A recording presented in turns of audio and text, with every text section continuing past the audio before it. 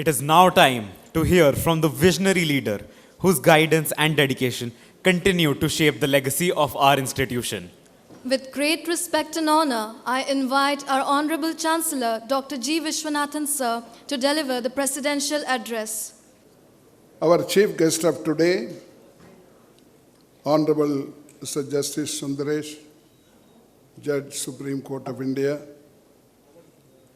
Our guest of honor, Mr. Ganesan from L&T. Vice Presidents, Mr. Shankar Viswanathan, Dr. Sekhar Viswanathan. Associate Vice President, Ms. Kadambari Viswanathan. Executive Director, Dr. Sandhya Penreddy. Vice Chancellor, Dr. Kanchana Bhaskaran. Pro-Vice Chancellor, Dr. Parsadi Malik. Registrar, Dr. Jayabharati. Director of Students' Welfare. Director of Sports, other professors, parents, students, press from the members of the press and media, and distinguished invitees. Very good morning to you. I am so happy today that Justice Sundaresh has agreed to be with us when we are celebrating 40 years University Day, and also along with Annual Sports Day. Today we are going to distribute awards and scholarship to about 3,400 students, amounting to 1.4 crores. I congratulate all of them. This is both merit-based scholarship as well as need-based scholarship. And also we are doing well in sports and games.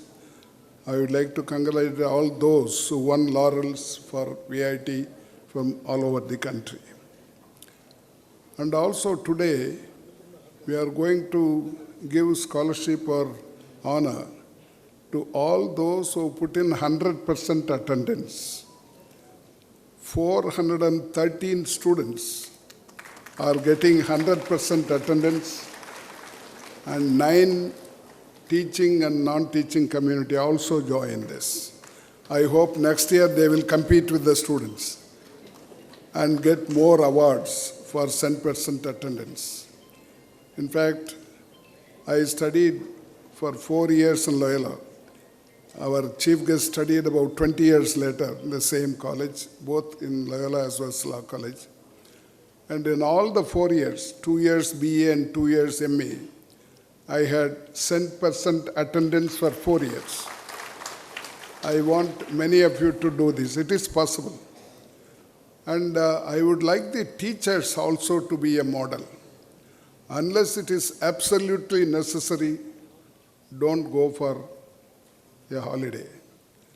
The availability of teacher is very, very important, and I would like to request them that this should slowly change, and they should also compete with the students. Then the students will be much better. They will have much better attendance. Of course, we don't insist on attendance for those who secure 9%, 90% mark, but many of them, they attend. So I take this opportunity to congratulate all of them and all those who are getting their awards and scholarship today. The Vice Chancellor made a presentation about the 40 years of history. I saw that 180 students, we began in 1984 with 15 teachers. And the 1 month salary bill, including electricity and petrol, was 1 lakh rupees in those days. For me, it was difficult to get 1 lakh per month. Now it is 1 crore per day, 30 crores per month. That's what it is grown. It is possible because of parents. I always remember the parents, because but for them, you will not be here. And we will not be here. But for my parents, I would not be standing here. because he was a small farmer, but at the same time, he was able to send me to college. Of course, my elder brother is here, who was also responsible. In fact, he postponed his marriage because of my studies. And I always remember the services rendered. It can't be service. They consider it as a duty to educate their son. And that's what is happening all over the country. I am always worried about the poor and the middle class because the government is not spending much on education. That's the topic I want to expose today. In fact, our justice is here. We are very much behind the world in higher education. The average, what we call GER, gross enrollment ratio, that is between the age of 18 and 23, those who get higher education, they are called, in the GER, they are calculated. The world average is 40%. But India, we are lagging behind with 28%. Of course, there is difference between state and state. Tamil Nadu is number 1, Kerala is number 2, Bihar is the last. And that's because we are not spending much on education. In fact, the new education policy talks about spending 6% of the GDP on education. This is the same thing which was recommended 60 years ago by Kothari Commission. And after 60 years, we say we want to spend 6%. Even though this is 4th year, the education policy has been proclaimed, but it has not happened. The recent budget presented by our Honorable Finance Minister, among the 50 lakh crores, only 1 lakh and odd crore is allotted to education, which comes to less than 2.5% of the total budget. So I think it is time now that our governments and political parties attach much importance to education. In fact, the guest of honor was talking that India will become a developed country. It is possible, but without education, you can never become a developed country. Because you see the history of all the developed countries, all of them have concentrated on education. And their GER varies from 60% to 100%. That's what we want in this country. And it means that unless the poor and the middle class are taken care of, they cannot have higher education. And how is it possible? Both the union government, federal, central government and the state governments have to increase their budget allocation for education. And at present, the per capita expenditure is much, much lesser than many countries. To give you a concrete example, the OECD countries, their average is $17,000 per annum, per capita expenditure on higher education. $17,000 per annum, whereas US spends $35,000 per annum. The biggest country, China, in population, that's the only country compared to, anyway, we have overtaken them in population without any government help. And they spend $2,400 per capita, and India spends $260. Now you understand the difference, why we are lagging behind in higher education. Unless this changes, it is not possible for the country to come up economically. And there is a world ranking in public expenditure on education, and India's ranking is 155 out of 190. So we have to improve in order to see that everybody has a good living. And also the country's growth should not go to only a few people. It's what is happening in this country because of education is not available to all. No doubt we are growing. We are the 5th largest economy of the world, We are very happy. But when it comes to per capita income, our ranking is 141. Not only that, I don't know whether you saw the report, it came a few days before. The billionaires list in the world. Now India has captured third position. First comes US, second comes China, and third comes India with 205 billionaires in the world. If you have 8,500 crores, you will be called a billionaire. In 2000, we had only 9 of them in this country. In the last 24 years, India has grown, and we have made this 9 into 205. And the top 10% of the population of this country own 80% wealth of the country. In fact, we have overtaken US in inequality. There in the US, America, the top 1% of the population own 37% wealth of the country. In India, the top 1% own 58% wealth of the country. That is because the people are not aware.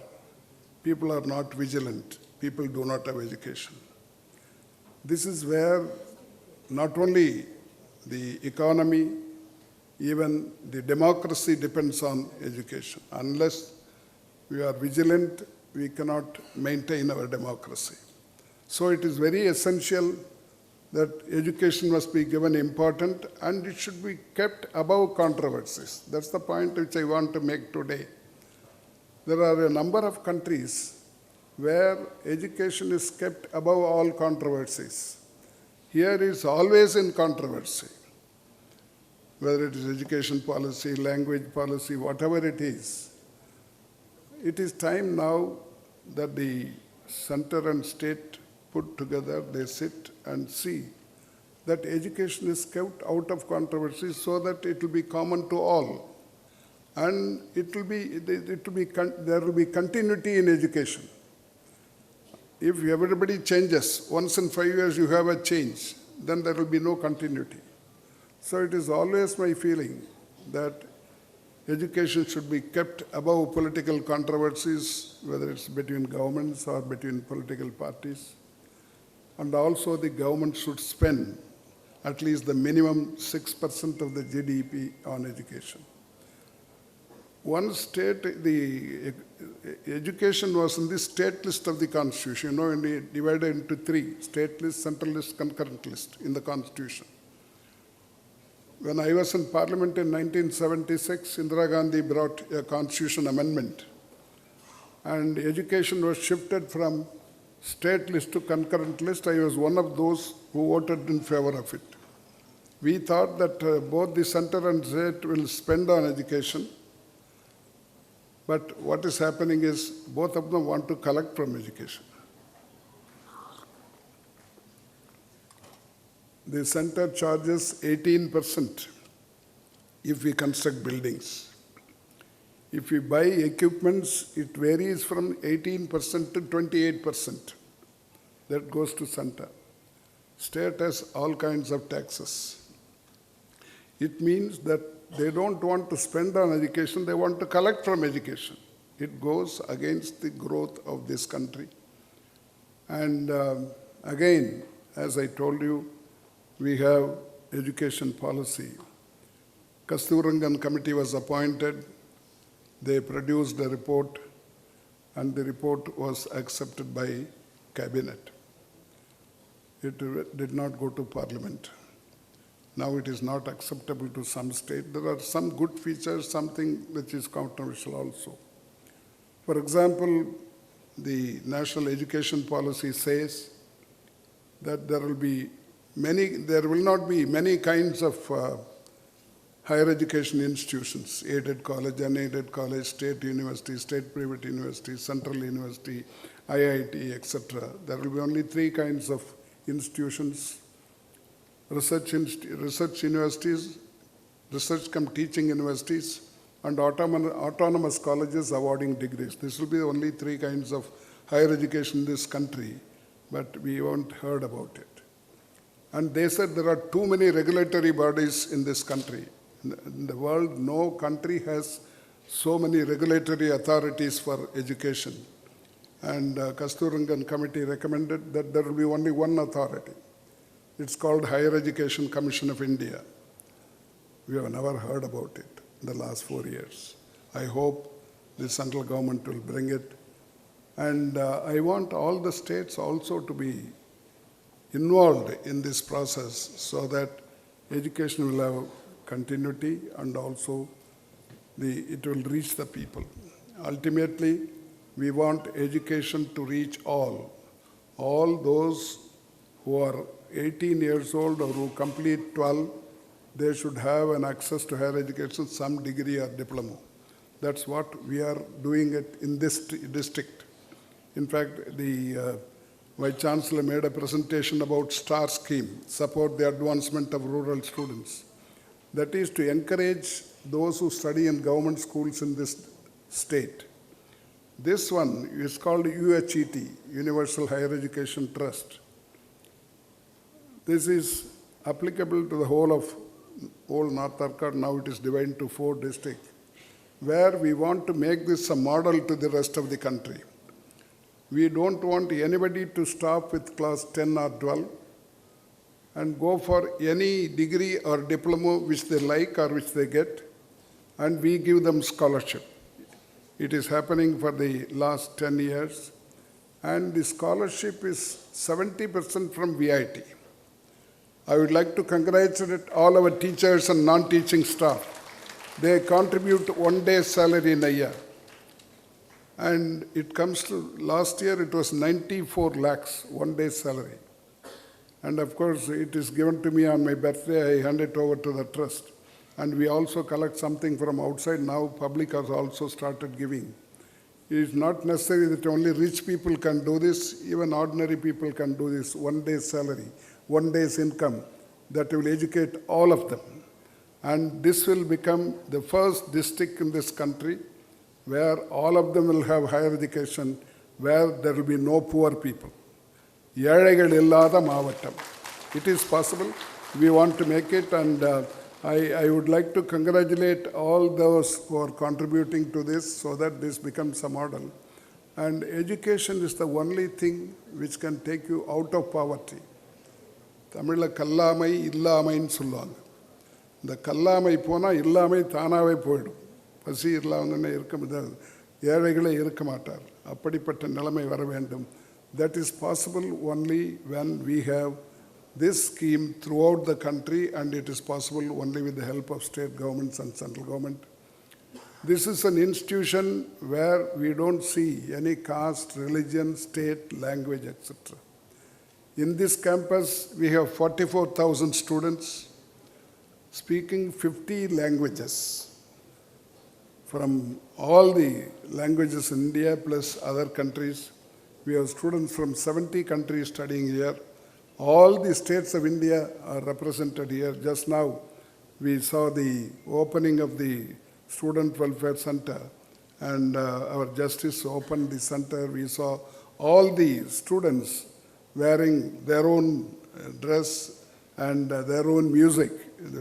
This is the only country where if you travel 300-400 kilometers, you will find a different language, different habit, different food, etc., which is not possible anywhere in the world. This is the only country. It is our advantage as well as disadvantage in the way you are using it. That's what is this university. We don't discriminate based on these things, and students are happy here. I congratulate all those who are getting their awards and scholarships today again, and I would like to thank again our chief guest for having accepted to be here amidst our midst. Thank you very much. Sir, we are truly privileged to have you with us today. Thank you for your words of wisdom. We now move on to a moment of pride, honoring the distinguished athletes of VIT who have brought laurels to our institution through their exceptional performances. I kindly invite Dr. Mangya Karasi Arun P., Director of Physical Education, to the stage to announce the names of the award recipients. As the names are called out, may I request our Honorable Chancellor, Dr. G. Viswanathan, sir, to do the honors of presenting the awards. It's a time for celebration of strength and dedication, the stars of the sports achievers on the stage. Mr. Yasin S. has represented India in the Asian Handball Championship, got the best player awarded in the South Zone Inter-University. Mr. Dhanasekaran N. won the silver medal in the Asian Chess Boxing Championship. Miss Vaibhavi Kalluri won the silver medal in the All India Inter-University Beach Wrestling. Mr. Tangaraj M. gold medal in the Senior National Wushu Championship and bronze medal in the All India Inter-University. Mr. Nagaraj V. represents the National Beach Kabaddi Championship. Ms. Duti Anand Deshpande won the bronze medal in the state level CM trophy, participated in the Southwest Zone and All India Inter-University Championship. Mr. Madan, volleyball winners in the Rivera. Mr. Adish Singh Chaudan, basketball winners in the Advaita 2025 at VIT Bhopal. Mr. Aryan Shah, chess gold medal in the Rivera 2025. Mr. Virat Raj, badminton doubles winners in the CM trophy. Mr. Dipanshu Gundu, table tennis winners in Advaita 2025 at Bhopal.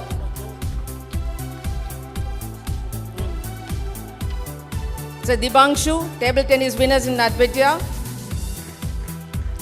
Miss Ponmani J, cricket winners in the Vellore District CM trophy. Miss Navya Nehal, table tennis runners-up in the Vibrance Chennai. Miss Jivika Maran, badminton winners in the Rivera 2025. Mr. Ashwin Karthikeyan, gold medal in Mr. Rivera 2025. Length of the days, length of the years may add it to you all with good health. Thank you.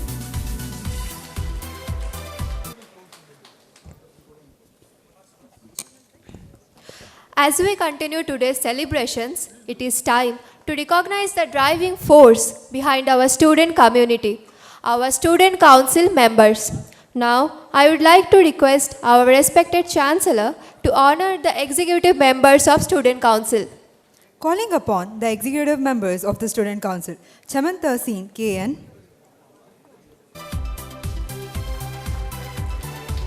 Kaushik R, Shailja Dhanuka, Smriti Kumari, Chakravarti S, Shreya Gupta, Vedant Patil, Shubham Rao, Mohammad Naseem BK, Ragi Satvika, Mohit Pankaj Mundra, Raghav Sampath, Abde Ali Zaveri, Shaktipriya P, J. Shibu, Karunakaran Kirtana, Arigala Venkata Anjali, Preya Parthasarathi Avadhani, Fariha Shiraj, Bogulu Manipritam Reddy, Sneha Shriyar, Ishan Jain, Ryan Rajashekar, Madasamy S, Dinesh Kumar S, Jyotiraditya Nigarge, Sukanya Jain, Varshini S. Thank you, sir.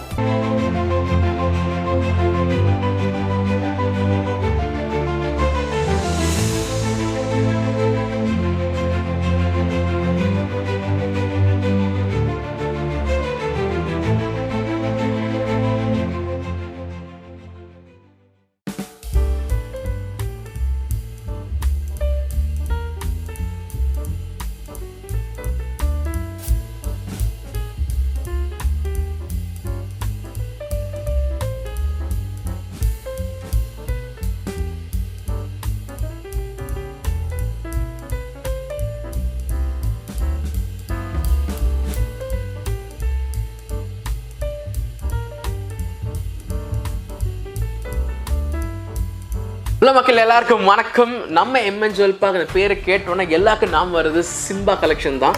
Is அஃப்கோர்ஸுங்க இந்த சிங்கத்துக்கு நிறைய importance கொடுப்போம் நம்ம. அந்த மாதிரி இப்போ நீங்கள் பார்க்க போகிற ப்ராடக்ட் ஒரு பியூட்டிஃபுல்லான ரிங்குங்க. ஆல்ரெடி உங்களுக்கு மாடேஜ் காமிச்சிருக்கேன். ஆனால் எதுக்காக இது ஸ்பெசிஃபைடாக காமிக்கிறேன்னா ஒரு ரீசன் இருக்குது, பாருங்கள் வீடியோ. நாங்கள் வச்சிருக்க சிம்பா கலெக்ஷன் லயன் கலெக்ஷன்லேயே ஒரு முக்கியமான கலெக்ஷன் இந்த ரிங் கலெக்ஷன். கம்ப்ளீட்டாக இந்த லயன் ஃபேஸை பாருங்கள், அவ்வளோ யதார்த்தமாக இருக்கும். லயனே பார்த்த மாதிரி ஒரு ஃபீல் கொடுக்குற மாதிரி இந்த ரிங்கு தான். இந்த ஃபேஸில் அவ்வளோ அழகாக கொண்டு வந்திருக்கோம். இதில் என்ன ஸ்பெஷல்னா இந்த வாய்க்குள்ளே ஒரு கல் வச்சுருக்கோம். இந்த சிங்கத்து வாய்க்குள்ளே ஒரு கல் இருக்கும். இந்த கல் வந்து டிஃப்ரெண்ட் கலர்ஸு கொடுக்குறோம். ஒயிட் இருக்குது, அது மாதிரி ரெட்டில் இருக்குது, அது மாதிரி க்ரீன் இருக்குது. அது மாதிரி என்ன நீங்கள் வைக்க சொல்கிறீங்க வைக்க முடியுங்க. ஸோ இந்த மாதிரி கலெக்ஷன்ஸ், இந்த மாதிரி டிஃப்ரெண்ட்டான ப்ராடக்ட் வேணும்னா, கஸ்டமைஸ் பண்ணணுன்னா நம்ம எம்என் ஜுவல்பாக் தேடி வாங்க. டெஃபினட்டாக will get back to you with all the products.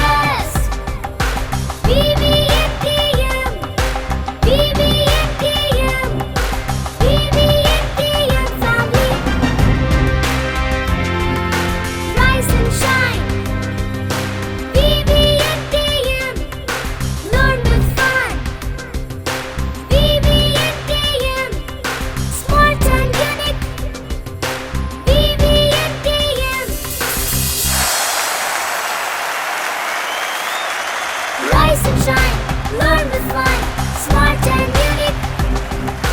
VVNKM, VVNKM, VVNKM family. VVNKM Senior Secondary School, Sainathapuram, Vellore.